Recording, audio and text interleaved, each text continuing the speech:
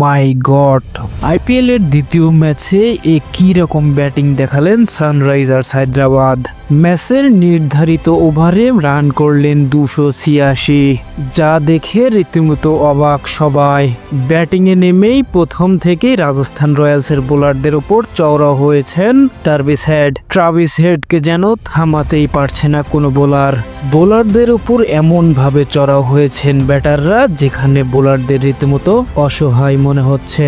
Travis head out হন 67 রানে। Travis head out হলেও অপর প্রান্তে দাঁড়িয়ে আছেন আরেক ভয়ঙ্কর ব্যাটসম্যান ঈশান কিষান, যেখানে বোলাররা তাকে বল ফালানোর জায়গায় পাচ্ছে না। ঈশান কিষান এবারের আইপিএলে তার প্রথম ম্যাচেই সেঞ্চুরি তুলে নেন এবং ক্লাসেনের ছোট্ট ক্যামিওতে সানরাইজার্স হায়দ্রাবাদ পায় বড় সংগ্রহ। 287 রানের লক্ষ্য ছুড়ে দেয় রাজস্থান রয়্যালসের দিকে, যা দেখে রীতিমতো অবাক রাজস্থান রয়্যালস।